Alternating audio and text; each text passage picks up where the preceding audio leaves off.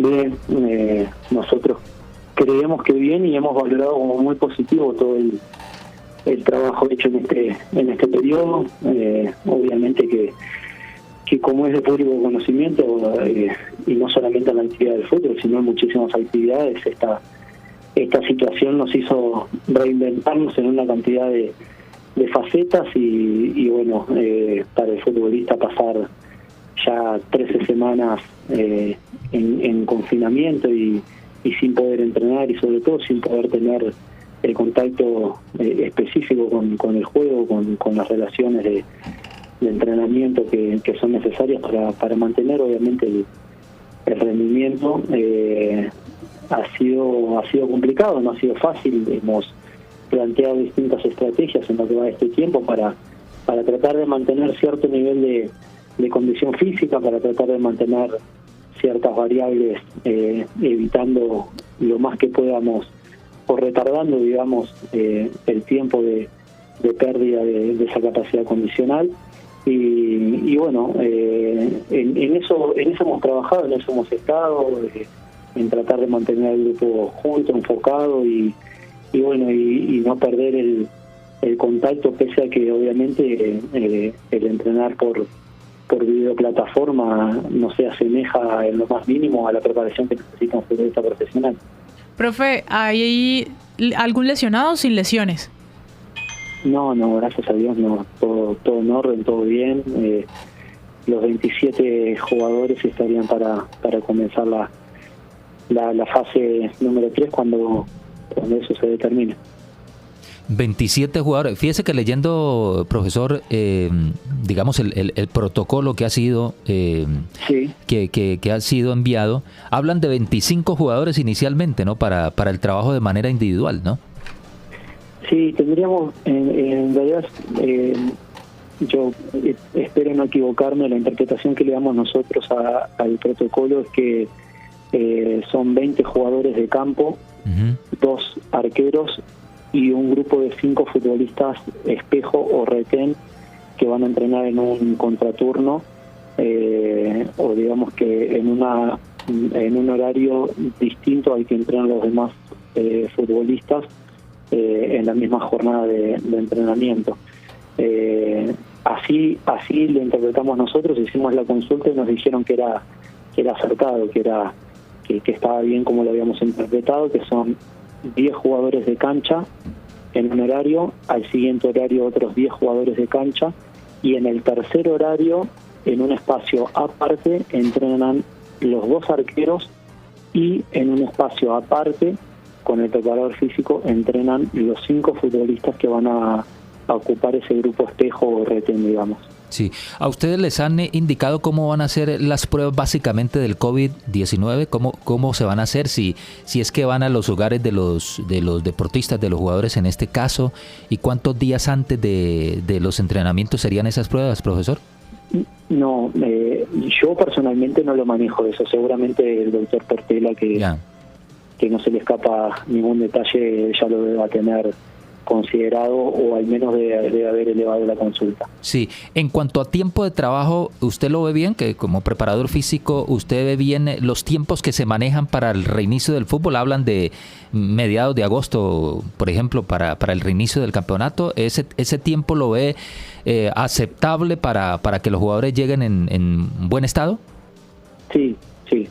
Yo creo que es un tiempo prudente, es un tiempo sensato desde el punto de vista de poder volver a poner un equipo en funcionamiento, de que los futbolistas recuperen su capacidad condicional y sobre todo que recuperen la optimización de rendimiento para poder competir, para poder jugar un deporte específico como es el fútbol.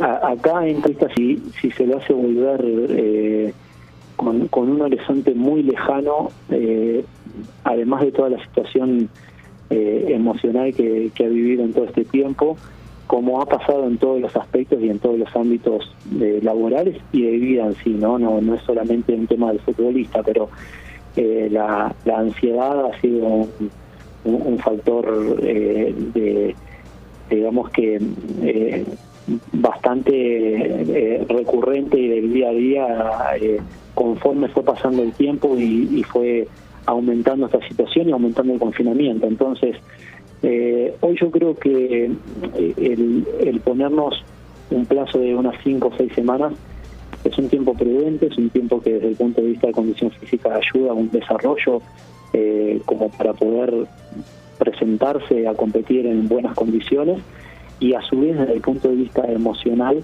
no va a generar una carga pesada en el futbolista en un horizonte muy lejano a la competencia, sino que va a tener un objetivo bastante cercano de preparación, y eso creo que es un factor también de considerar y valorar, en que lo importante es no extender mucho más allá de ese periodo del inicio de la competencia. Profe. 12-13 minutos, estamos dialogando con el preparador físico del Deportivo Cali, el profesor Ignacio Berriel. Sí, señor. Profesor, teniendo en cuenta esa condición física actual de los jugadores, y si a usted le dieran la posibilidad de elegir cómo se terminaría el torneo o cuál formato le gustaría más, ¿cuál elegiría usted? Sí, yo, a ver, participé de la consulta, obviamente que lo manejamos en conjunto con Alfredo. En principio nos habían pasado 3 escenarios, después se redujeron a 2. Realmente creo que las 2 propuestas que se están manejando ahora son propuestas que tienen cordura, que tienen realmente un sustento desde el punto de vista, primero que nada, de la salud, de la no exposición a frecuencias de competencia demasiado altas. Creo que la frecuencia de competencia que se plantea en cualquiera de las 2 situaciones o de los 2 ámbitos de posible realización del torneo es sensato, está bien pensado, está bien programado. Me parece que otras alternativas que se manejaban antes no eran tan viables producto de realmente la situación que se está viviendo, y la verdad para nosotros cualquiera de las 2 formas de competencia está bien y son buenas, y creemos que tienen un buen sustento, sobre todo científico y organizativo detrás. 12:15, Julián. A propósito. Gracias, Flaco. Profe, cuando comenzó todo este tema y el primer país que se activó fue Alemania, recuerdo que todos dijimos, va a ser muy interesante aprender de Alemania, vamos a tener ese espejo para mirarnos y para no cometer los errores que ellos cometieron. Lo que uno lee hoy de lo que está pasando en Alemania es que las 6 semanas que dispusieron para preparar a los equipos no fueron suficientes y el saldo en lesiones es muy alto. ¿Eso no nos sirvió entonces de espejo? Sí, yo después me gustaría contextualizar un poco sobre esa pregunta que me haces. Yo creo que ninguna liga es igual a ninguna. Y vamos a lo siguiente, por ejemplo, la liga alemana tiene determinadas características de competencia, determinadas características ya en sí de lo que es la filosofía y el estilo de juego, ¿no? Acá en Colombia es un estilo de juego distinto, es una liga diferente, si bien estamos hablando del mismo deporte. Entran en juego también las variables geográficas. En Alemania, por ejemplo, no hay altitud, acá sí la hay. En Alemania, por ejemplo, no hay diferencias de temperaturas tan grandes como las hay acá, por ejemplo, y acá sí las tenemos. Entonces hay que considerar una cantidad de otros factores que son probables índices lesionales o que aumentan, digamos, el índice lesional y otros que también lo disminuyen, ¿ah? Como por ejemplo lo que hablaba recién de la frecuencia de competencia. No es lo mismo, obviamente, que se jueguen 3 partidos a la semana, que se juegue 1 o que se jueguen 2. Entonces, yo creo que todas esas situaciones influyen para, digamos, que poder determinar si aumenta o desciende la probabilidad de lesión. Pero en el caso de Alemania concretamente es una liga que históricamente tiene un índice lesivo elevado. ¿Qué quiero decir con esto? Que en temporadas anteriores, en condiciones normales, la liga alemana, cuando terminaba la temporada, arrojaba un índice de futbolistas lesionados mucho más alto que cualquier otra liga. Entonces, a ver, yo hoy me planteo otro interrogante ante la situación que está viviendo Alemania. si es qué porcentaje ha aumentado realmente el número de lesiones producto de la etapa de confinamiento y de el tiempo que hubo de entrenamiento o de preparación. Yo creo que tendríamos que estar hablando por encima de un 30-40% de diferencia con otras temporadas como para decir que fue producto del confinamiento o de la situación o de la falta de tiempo o del mal manejo en el tiempo que hubo para la preparación. Hay un estudio científico muy interesante. Desde el año 2008 al 2014 se evaluaron 6 temporadas en el fútbol alemán, y el número de lesiones cuando se terminan las pretemporadas y en las primeras 7 fechas de torneo es altísimo, y estamos hablando de son 6 temporadas y digamos que temporadas normales, que no sucedió nada. Por eso yo sería un poco cauto en tomar como referencia la situación de la liga alemana. Creo que se podría tomar un poco más como referencia la liga española, pero me parece que va a tener una frecuencia de competencia mucho más grande de la que vamos a tener nosotros acá, lo cual ya determinaría que no es tan extrapolable o tan fiable el hacer la comparación tampoco. César. Sí, Jorge, gracias. Mi pregunta o mi inquietud, profesor Berriel, iba encaminada hacia lo mismo, hacia Alemania, porque es que Alemania fue considerada punto de referencia, no solamente porque se inició la actividad primero allí, sino por la disciplina, por la rigidez que los alemanes tienen en todas sus cosas. Y, lamentablemente, a pesar de ellos haber cumplido detalladamente con un protocolo, con un proceso previo de preparación, en los primeros compromisos hubo varios jugadores lesionados con problemas de tipo muscular. Eso me da a pensar que no es tan fiable eso de decir, usted lo dijo directamente en su primera o en una de sus primeras respuestas, que estaban listos y que el tiempo era suficiente. Eso por un lado. Por el otro, profesor Berriel, la situación internacional dice que los europeos tienen prioridad sobre los latinoamericanos en materia técnica, en materia de dirección técnica. Resulta que en materia de preparación física siempre he escuchado hablar, y el año pasado tuve varias conversaciones con el profesor Diego Barragán, que por cierto estudió en el Uruguay, y dice que en su país están muy desarrollados, que tienen un alto concepto de lo que es la preparación física porque bebieron en las fuentes europeas. ¿Usted considera que de igual manera lo que sucede con la dirección técnica en la preparación física tenemos mucho que aprender de los europeos o tenemos un nivel suficiente para ser autosuficientes, valga la reiteración del término, profesor Berriel? Bien, sí, yo antes que nada entendísima las dos partes de la pregunta. A ver, realmente creo que tendría que hacer un análisis bastante más exhaustivo como para poder opinar o hacerme de verdad con base científica, digamos,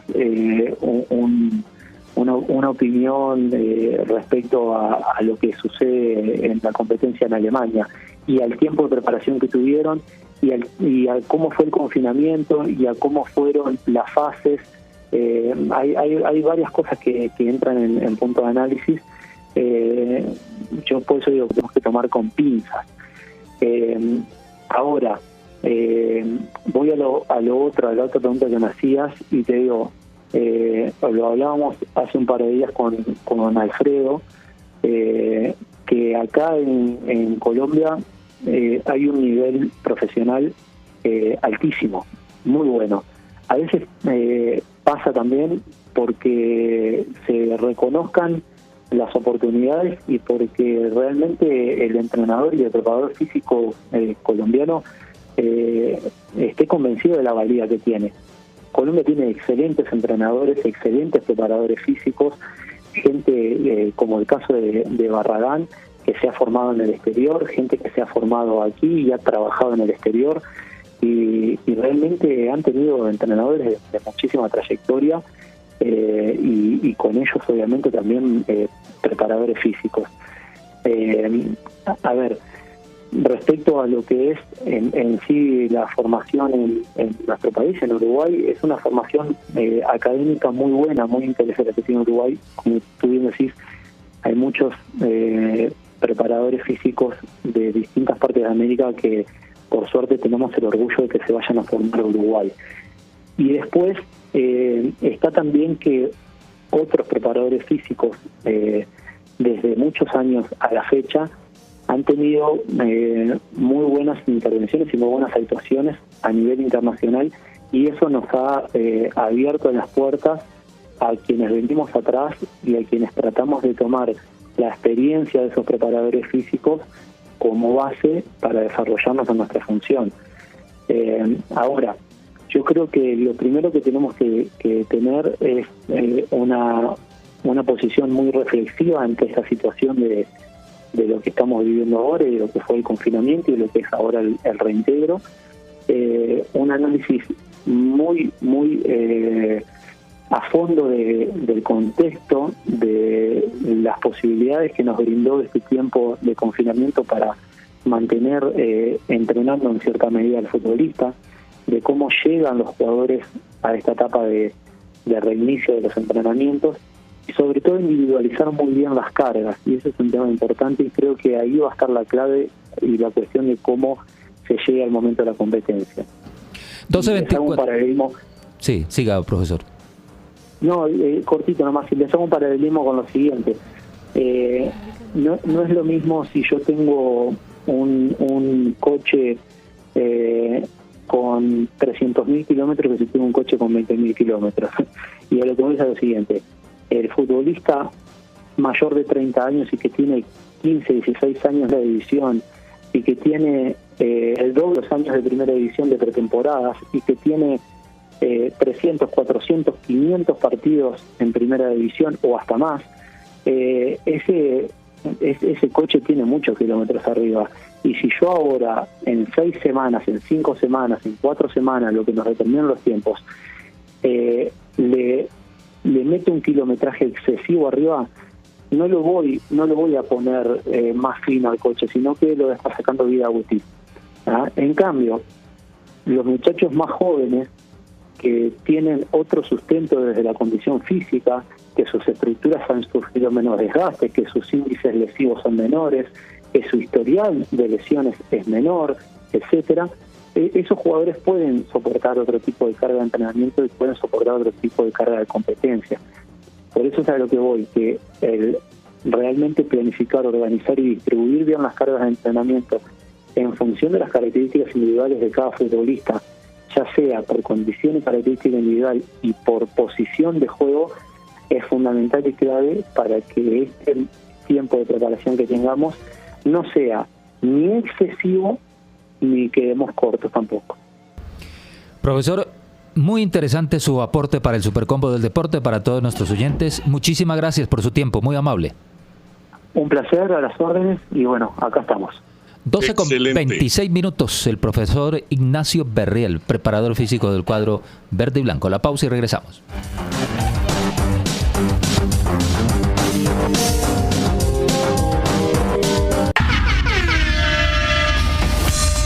Rojo, verde. Verde, rojo. Siempre en el Supercombo.